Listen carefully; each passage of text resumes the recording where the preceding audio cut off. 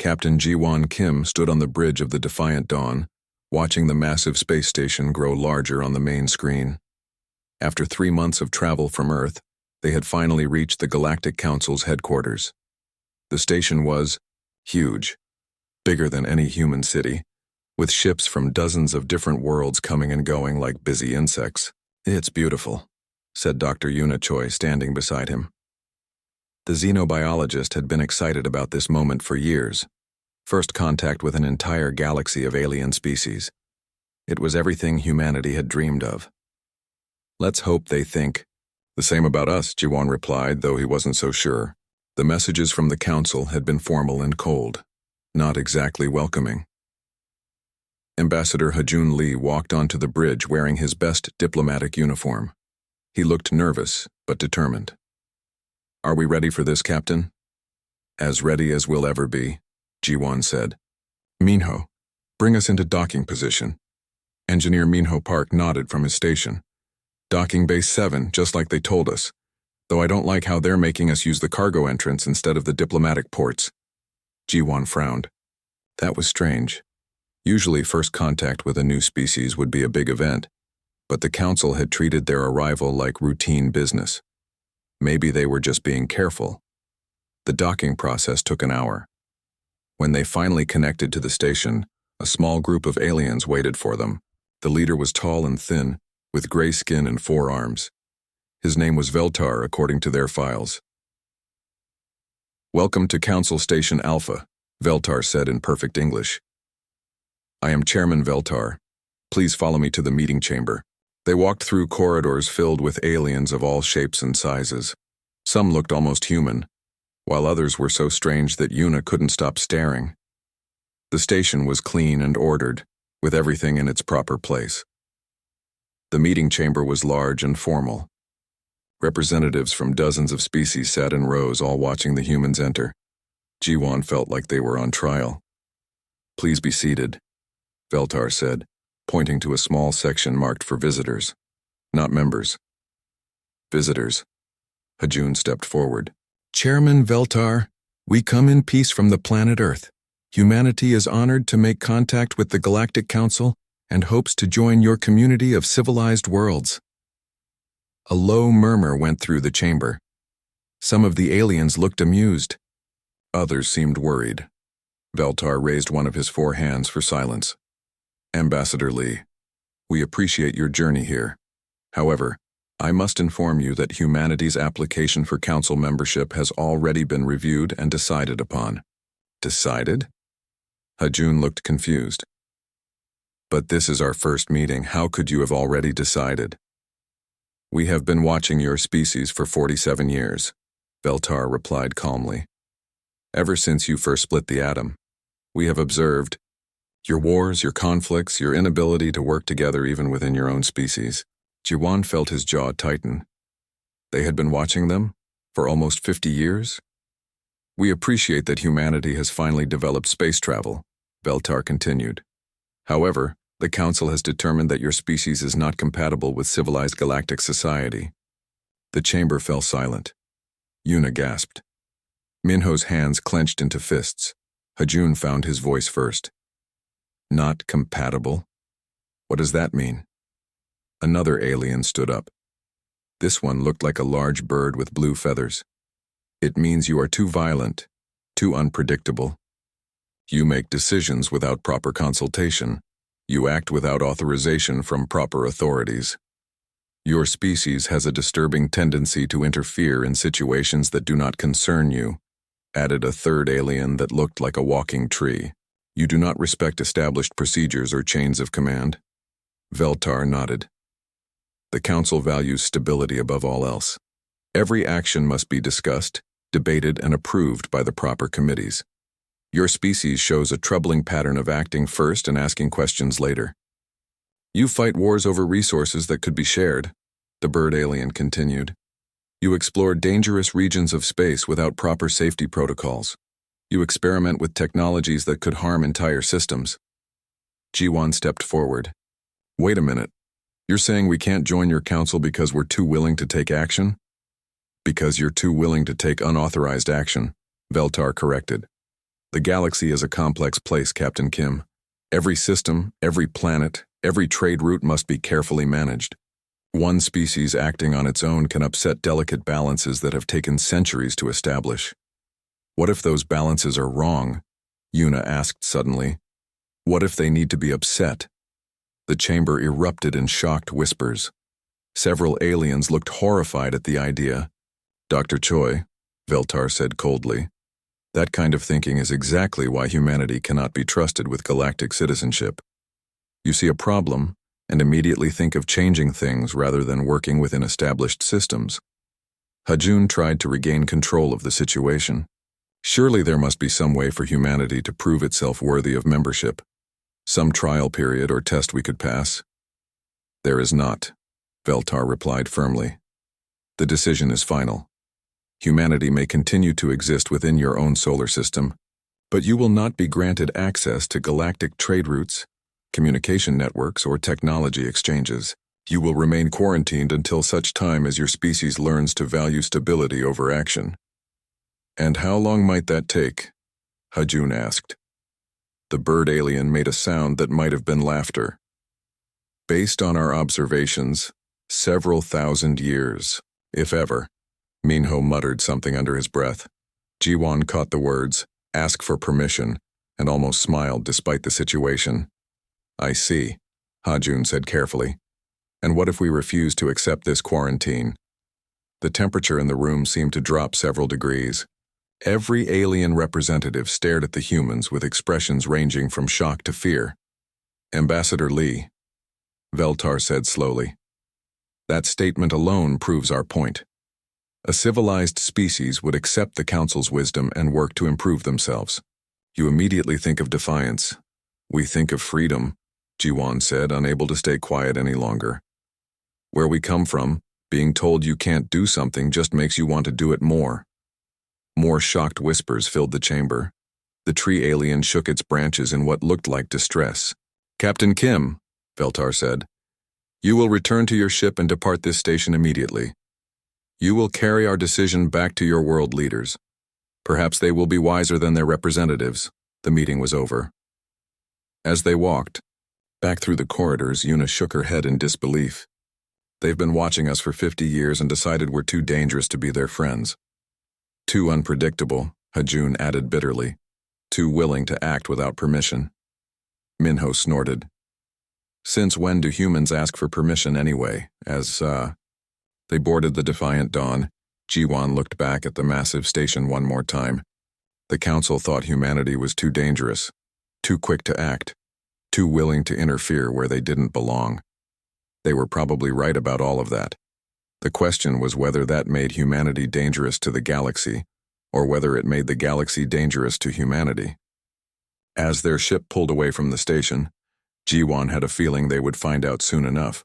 Because if there was one thing humans were definitely too stubborn to do, it was staying in quarantine when the rest of the galaxy needed help. 3 weeks had passed since the Defiant Dawn returned to Earth with news of humanity's rejection from the Galactic Council. The world leaders were still arguing about what to do next when the distress signal arrived. Captain Jiwon Kim was in his quarters, writing reports that nobody wanted to read, when the emergency alarm sounded throughout the ship. He rushed to the bridge to find his crew gathered around the communication station. What's the situation? He asked. Minho Park looked up from the console, his face grim. We're picking up a distress signal from the Epsilon sector. It's coming from Kepler 442b, one of the mining colonies out on the rim. That's outside council space, isn't it? Asked Dr. Yuna Choi. Barely, Minho replied. It's right on the edge. The signal is from a group called the Solari. They're saying they're under attack by something called Krathen Raiders. Jiwon frowned. The Krathen were one of the few species the Council had mentioned during their brief stay at the station. Even the aliens seemed afraid of them. Can we reach them? If we leave now, about 18 hours at maximum jump speed, Minho calculated. But Captain, we don't have authorization to leave the solar system. Since when do we need authorization to answer a distress call? Jiwon asked. Before anyone could answer, Ambassador Hajun Lee entered the bridge. He looked tired and frustrated. Captain, I've been monitoring Council communications. They received the same distress signal 3 hours ago. And? Yuna asked. They're forming a committee to discuss the proper response, Hajun said bitterly. Current estimate for deployment of rescue forces is 6 to 8 months. The bridge fell silent. 6 to 8 months to respond to an emergency. In that time, whatever was happening on Kepler 442b would be long over. The Silari are refugees, Hajun continued. They lost their homeworld to some kind of plague 20 years ago. The council gave them permission to settle on Kepler 442b as long as they followed strict mining quotas and didn't cause any trouble. And now they're being attacked while the council forms committees, Jiwan said. He could feel his anger building. This was exactly what was wrong with the galactic government. All process, no action. Captain, Minho said quietly. We could be there in 18 hours. Jiwan looked around at his crew. They all knew what he was thinking. The council had made it clear that humanity wasn't welcome in galactic affairs. They were supposed to stay in their own solar system and mind their own business. But people were dying while committees debated. Minho, how long to prep the ship for jump? 2 hours if we push it. Do it. Hyuna, contact Sergeant Sunho Yoon. Tell him to prep his Marines for possible combat operations. Sir, Hajun said carefully. We don't have authorization for this mission. Jiwan smiled grimly. Good thing we learned not to ask for permission. 2 hours later, the Defiant Dawn jumped out of Earth's solar system, heading for the Epsilon sector at maximum speed. During the 18-hour journey, they learned more about what they were flying into. The Krathen were raiders, pirates who attacked weak colonies and took whatever they wanted. They had advanced weapons and no interest in negotiation. The Solari were peaceful miners with no military forces and outdated defensive systems. Sergeant Sunho Yoon gathered his 20 Marines in the cargo bay. They were loading weapons and checking equipment while he briefed them on the situation.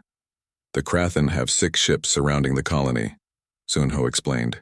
They've already destroyed the orbital defense platforms and are preparing to land ground forces. Our job is to stop them. 20 Marines against an entire raider fleet? Asked Corporal Rena Kang, the team's medic. That's not exactly fair odds. You're right, Sunho grinned. We should probably call for backup. Too bad we didn't ask for permission to bring more ships. The Marines laughed. They knew the odds were bad, but they also knew why they were here. The council would debate and form committees while innocent people died. Humans didn't work that way. When they arrived at Kepler 442b, the situation was exactly as described. 6 Krathen ships had surrounded the small mining colony. The colony's shields were failing, and landing craft were already heading for the surface. Captain, Minho reported, the Krathen ships are larger than us and heavily armed. In a straight fight, we'd lose. Good thing we're not planning a straight fight, Jiwan replied. Open a channel to the lead Krathen ship. The alien that appeared on screen was ugly even by alien standards. It had thick gray skin, sharp teeth, and eyes like black holes. When it spoke, its voice was like grinding metal. Human ship, you are interfering in Krathen business. Leave now or be destroyed. This is Captain Kim of the Earth vessel Defiant Dawn. You are attacking innocent civilians. Withdraw immediately. The Krathen laughed, a horrible sound. Humans, we have heard of you. The Council's rejected pets. You have no authority here. You're right, Jiwan said calmly. We don't have authority. We're here anyway. The Krathen's expression changed to confusion, then anger. You dare threaten us without authority? Without permission from your betters? We don't need permission to do what's right. The communication cut off. Immediately, all 6 Krathen ships turned toward the Defiant Dawn. Here they come, Minho announced. Energy weapons charging, missiles launching. Evasive maneuvers, Jiwan ordered. Take us in close to the lead ship. Close, sir? Close enough to dock. What happened next became legend in the galaxy's military circles. Instead of trying to fight 6 ships at once, the Defiant Dawn charged straight at the largest Krathen vessel. Using their superior maneuverability, they avoided most of the incoming fire and slammed into the raider ship's docking bay. Sergeant Sunho led his Marines through the emergency airlock before the Krathen knew what was happening. The aliens were used to fighting at long range with energy weapons. They had never faced humans in close combat. The Marines moved through the ship like a storm. They used projectile weapons that punched through alien armor, fought in zero gravity like they were born to it, and showed no fear of the larger, stronger Krathen warriors. Within an hour, Sunho's team had captured the bridge of the lead ship. The other Krathen vessels, seeing their command ship taken by what they thought was impossible, began to retreat. "This is Sergeant Yoon to all Krathen ships," Sunho announced over their communication network. "Your leader is our prisoner. Any ship that doesn't leave this system in the next 10 minutes will be boarded next." The remaining 5 ships jumped away within 8 minutes. Down on the planet's surface, the Solari colonists couldn't believe what had happened. A single human ship had driven off an entire Krathen raider fleet. The colony administrator, a small blue-skinned alien named Kef, kept thanking Captain Jiwon over and over. "We thought we were going to die," Kef said. "The council told us help was coming, but not for months." "How did you get here so fast?" "We left as soon as we heard your signal," Jiwon replied. "But who gave you permission to come?" Kef asked, confused. Dr. Yuna smiled. "Nobody. We didn't ask." The concept seemed to break Kef's brain. He stared at the humans like they had just explained how to breathe in space. As the Defiant Dawn prepared to leave, with the captured Krathen leader in their brig, Ambassador Hajun monitored council communications. The rescue had been completed before the council's emergency response committee had even finished reading the distress signal. "They're not happy with us," Hajun reported. "Apparently we've violated about 30 different laws regarding unauthorized intervention in non-human affairs." "Are they going to do anything about it?" Jiwon asked. "They're forming a committee to decide what to do about the committee that's supposed to decide what to do about us." Minho snorted. "By the time they finish debating, we'll be too old to care." As Earth's solar system appeared on their screens, Jiwon looked back toward the Epsilon sector. The Solari were alive because humans had acted without permission. The Krathen had been stopped because humans didn't wait for authorization. The council thought humanity was too dangerous because they acted without asking permission first. Maybe they were right, but Jiwon was starting to think that wasn't humanity's problem. It was the galaxy's solution. News traveled fast in the galaxy, even when some people didn't want it to. Within days of the Kepler 442b rescue, every species in council space had heard about the humans who had driven off a Krathen raider fleet with a single ship. The story grew with each telling. Captain Tae-hyun. Nam heard about it while loading cargo on his converted freighter in the Outer Rim. He had been an asteroid miner for 15 years before the council decided his mining rights were irregularly obtained and shut down his operation. Now he hauled cargo between colonies that the council barely cared about. "Did you hear about those humans?" asked his loading dock supervisor, a short alien with green skin named Heck. "They attacked 6 Krathen ships and won." "I heard," Taehyun replied, checking his cargo manifest. "Sounds like human stupidity to me." "Or human courage," said a new voice. Taehyun turned to see Dr. Yuna Choi walking up the loading ramp of his ship. She was carrying a medical bag and wearing a uniform he didn't recognize. "Dr. Choi, right? I saw you on the news feeds. You're one of the humans from the rescue mission." "I am. And you're Captain Nam. I've been looking for you." Taehyun frowned. "Why would a fancy council contact be looking for a cargo hauler like me?" "Because you're not just a cargo hauler. You know these outer systems better than anyone. And because your ship has been modified for long-range jumps without using council navigation beacons." That was true. Taehyun had learned to navigate by the stars themselves, the way his grandfather had taught him to navigate Earth's oceans before humanity ever left their home planet. It was slower than using the council's hyperspace network, but it was also invisible to their monitoring systems. "What do you want, Dr. Choi?" "I want to hire you. There are colonies out here that haven't seen a doctor in years. The council says it's too expensive to provide medical care to remote settlements." "I disagree." Taehyun looked at her medical bag, then at his empty cargo hold. "And how exactly are you planning to pay for this medical mission?" "I'm not. This isn't about money. Everything is about money, Doctor." "Not for humans," Yuna said simply. "For humans, some things are about doing what's right." 3 days later, Taehyun's ship, which he had renamed the No Permission Required, was jumping between remote colonies in the Outer Rim.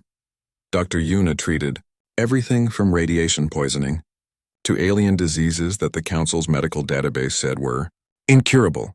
Their third stop was a small farming colony populated by Dalari, an aquatic species whose homeworld was slowly dying from industrial pollution. The colonists were suffering from a genetic disorder that made it hard for them to process oxygen from air instead of water. "The council says there's no treatment," explained the colony leader, an elderly Dalari named Sef. "They gave us these breathing masks, but they don't work very well." Half our children can barely leave the water. Yuna spent 2 days studying the problem. The solution turned out to be simple. A combination of gene therapy and modified breathing equipment that any decent medical facility could produce. The council had the technology but considered the cost not economically viable for such a small population. How many Delari colonies have this problem? Yuna asked. 47, Seth replied. But the council says treating us all would cost too much and take too long to approve. How long? They estimated 12 years for the approval process alone. Yuna stared at him. 12 years to approve treatment for a problem that could be solved in 12 hours. What if we didn't wait for approval? Within a month, the no permission required was visiting Delari colonies throughout the sector, carrying medical supplies and treatment protocols that Yuna had developed herself. She trained local medics, set up treatment centers, and left behind equipment that could help thousands of people. The council issued formal protests. Unauthorized medical treatment was illegal. Dr. Choi was operating without proper certification. The treatments hadn't been tested according to council safety protocols. Yuna's response was simple. The treatments work. The people are getting better. If the council wants to arrest me for healing sick children, they're welcome to try. Meanwhile, Captain Jiwon Kim was dealing with his own unauthorized activities. The success at Kepler 4482b had brought him to the attention of other colonies facing problems that the council was too slow to address. A mining station in the Vega system was under attack by pirates. A research colony had been cut off by equipment failures. A trade convoy was stranded after their escort ships had been recalled for budget reassessment. In each case, the council's response was the same. Form a committee, file the proper reports, wait for authorization. And in each case, the Defiant Dawn arrived first, solved the problem, and left before council forces even finished their paperwork. We're becoming famous, Ambassador Hajun Lee reported during one of their jumps between crises. The council has started calling us the rogue humans. They've filed 17 different formal protests about our activities. Have they actually done anything about it? Asked Sergeant Sun Ho Yoon. They formed a committee to study the possibility of forming a committee to decide what to do about us. Minho Park laughed from his engineering station. At this rate, they'll decide to take action sometime next century. But it wasn't just individual humans causing problems for the council's orderly system. Captain Taehyun's success with the Delari colonies had inspired other humans to start their own unauthorized missions. Former military pilots were using converted civilian ships to escort trade convoys through pirate-infested space. Engineers were showing up at failing colonies with equipment and knowledge that the council said was too advanced for non-member species. Scientists were sharing research that the council kept locked behind layers of bureaucracy and security clearance.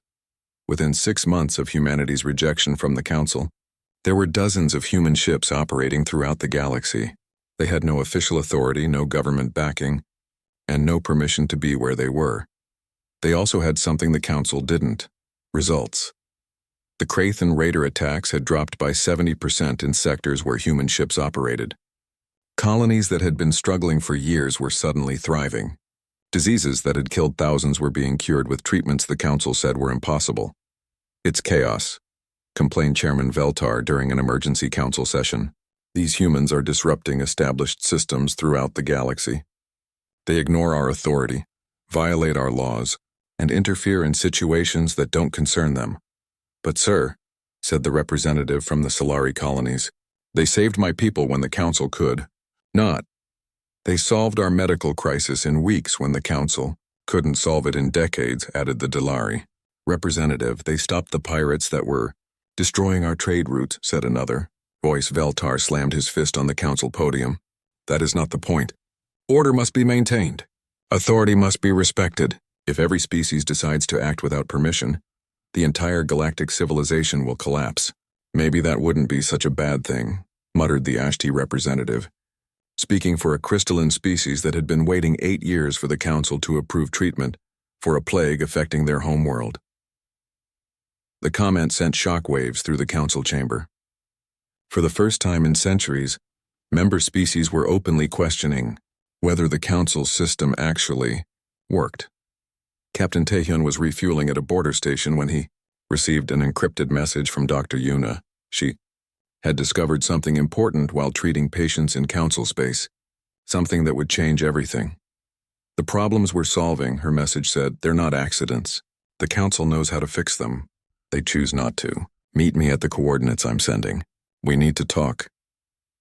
As the no permission required jumped toward the meeting point, Taehyun wondered what Yuna had found. Whatever it was, he had a feeling it was going to make the council even more unhappy with humanity's unauthorized activities. Which, knowing humans, would just make them more determined to keep doing exactly what they were doing. The meeting took place on a small asteroid in unclaimed space, far from any council monitoring stations. Captain Taehyun arrived first in the no permission required, followed by Dr. Yuna in a medical transport she had borrowed from a grateful colony. Captain Jiwon came last, bringing the Defiant Dawn and a crew that was becoming legendary throughout the galaxy. They gathered in the asteroid's small mining station, abandoned years ago when the council declared the operation economically inefficient. The irony wasn't lost on any of them. So what's this big discovery? Taehyun asked, pouring coffee from a thermal container. What did you find that's got the council so worried? Dr. Yuna activated a portable holographic display. Data streams and medical reports filled the air around them. I've been treating dozens of species over the past 6 months. Different colonies, different problems, different medical issues. But I started noticing patterns. She highlighted several reports. The Dalari breathing problems, the Ashti genetic plague, the Vex neural deterioration syndrome. All of these conditions have something in common. They're all treatable? Jiwon guessed. More than treatable. They're preventable. And in some cases they were deliberately caused. The room fell silent. Ambassador Hajun Lee, who had been quietly studying the data, looked up with a shocked expression. That's impossible. The council wouldn't deliberately harm member species, wouldn't they? Yuna changed the display to show communication logs she had copied from council medical databases. Look at this. Internal memos discussing population control through medical dependency and maintaining compliance through selective treatment availability. Commander Soyoung Lim, who had arrived with a science vessel full of researchers, studied the data carefully. These logs show the council has had cures for most of these diseases for decades. They just refuse to use them. Why? Taehyun asked, though he was starting to suspect he knew the answer. Control, Hajun said bitterly. Keep species sick and dependent and they'll never question council authority. They're too busy trying to survive to worry about things like freedom or self-determination. Yuna nodded. The Dalari can't rebel against council trade policies when half their children can't breathe properly. The Ashti can't demand better representation when they're dying from a plague that only council medicine can slow down. And the Vex neural problems? Soyoung asked. Caused by chemicals in the purified water the council provides to their colonies. Remove the chemicals, provide proper treatment, and the problems disappear in weeks. Jiwon stared at the data streams floating around them. How many species are affected? Based on what I've seen, at least 60% of council member species have medical or technological problems that the council could solve but chooses not to. That's genocide, Taehyun said quietly. It's worse than genocide, Hajun replied. It's systematic oppression, disguised as benevolent government. Commander Soyoung had been running calculations on her portable computer. If we shared this information with the affected species, if we provided them with real treatments and solutions, the council's entire power structure would collapse, Jiwon finished. No wonder they don't want humans involved in galactic affairs. We actually try to fix problems instead of managing them. They spent the next several hours planning what would become known as the Great Revelation. Dr. Yuna would continue her medical missions, but now with a focus on documenting and treating council-caused conditions. Commander Soyoung would lead teams of scientists to affected colonies, sharing real solutions instead of temporary treatments.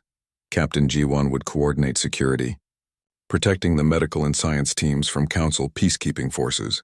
And Captain Taehyun would handle logistics using his knowledge of hidden jump routes to move supplies and personnel without being detected.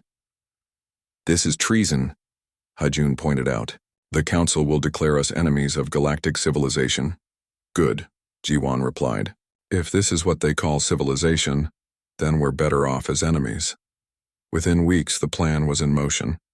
Human ships began appearing throughout council space, not just responding to emergencies but actively seeking out colonies and species that had been kept weak by Council policies.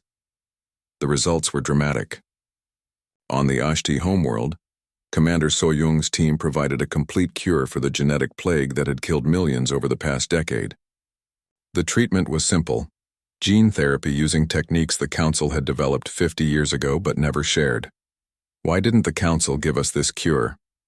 asked Kresh, the Ashti colony leader, as he watched his people recover at an impossible rate. "Because healthy Ashti might ask uncomfortable questions about why they were sick for so long," So-Young replied. On Delari worlds, Dr. Yuna's teams installed atmospheric processors that completely eliminated the breathing problems that had plagued the aquatic species for generations. The technology was standard terraforming equipment that any Council member should have had access to. "We requested this technology 40 years ago," said Elder Seth, breathing freely for the first time in his life. "The Council said it was too expensive and too dangerous. It costs less than what they spend on a single committee meeting," Yuna told him. "And the only thing dangerous about it is that it makes you independent." But the most shocking discovery came from Captain Taehyun's investigation of the Vex colonies.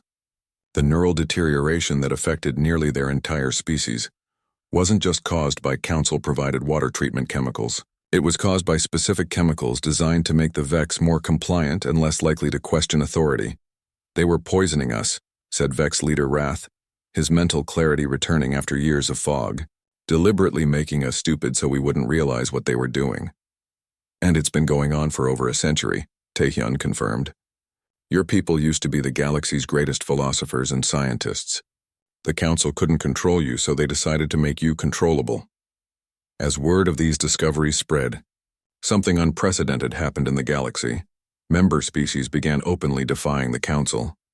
The Ashti refused to pay tribute taxes, saying they needed the money for medical research the Council had denied them. The Delari closed their water processing facilities to Council inspectors. The Vex demanded representation on all committees that affected their people.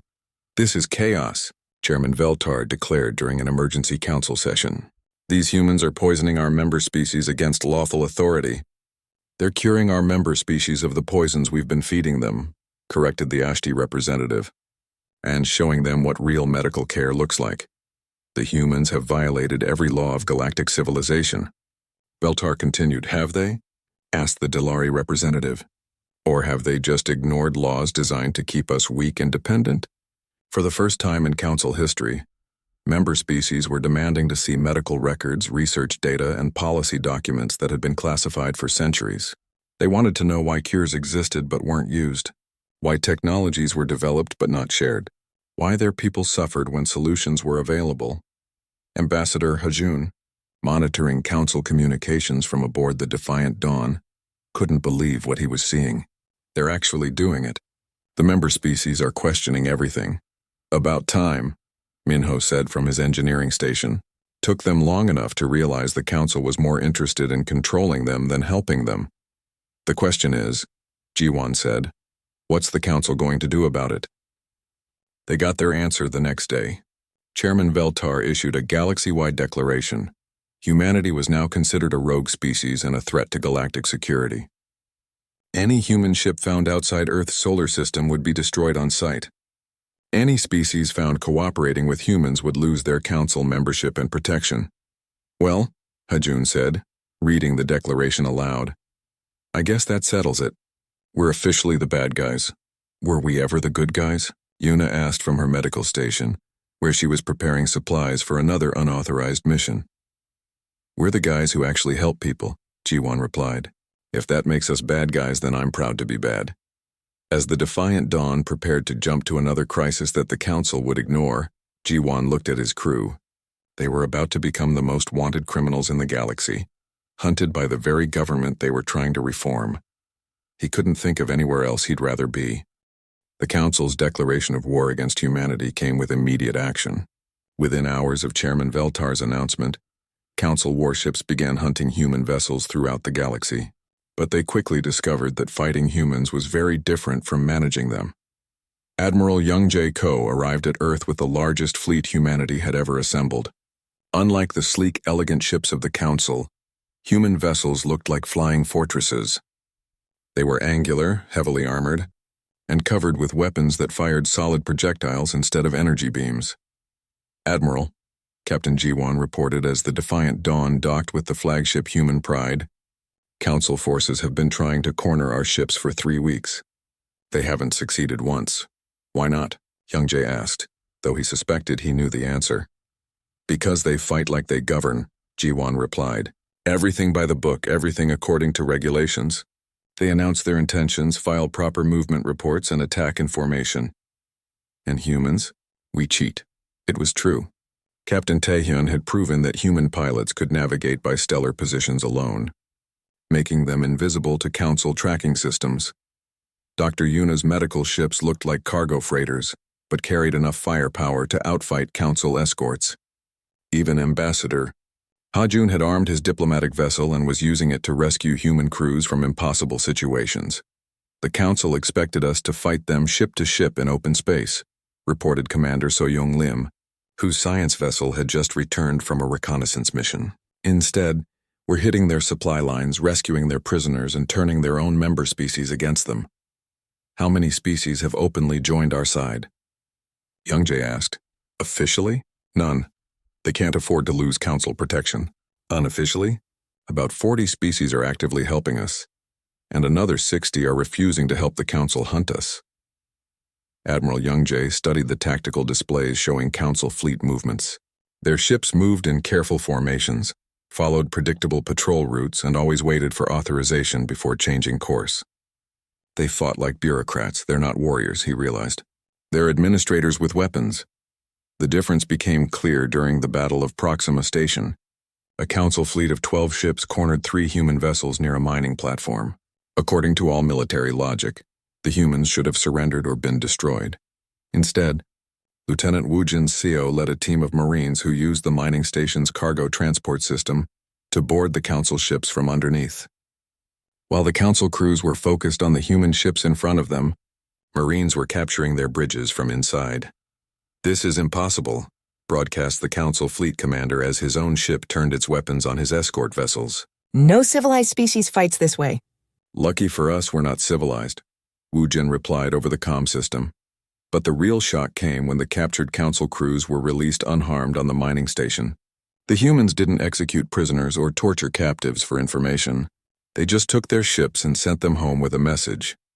"Stop hunting people who are trying to help others." "I don't understand," said one of the released Council officers. "A bird-like alien named Kret. We are your enemies. Why did you not kill us?" Sergeant Sun Ho-yoon, who was overseeing the prisoner release, shrugged. "Because you're not really our enemies. You're just following orders from people who don't care about anyone but themselves. But we were trying to destroy you. And we stopped you. That doesn't mean we have to destroy you back." The concept seemed to break something in the Council officer's mind. He stared at the humans like they were speaking a completely foreign language.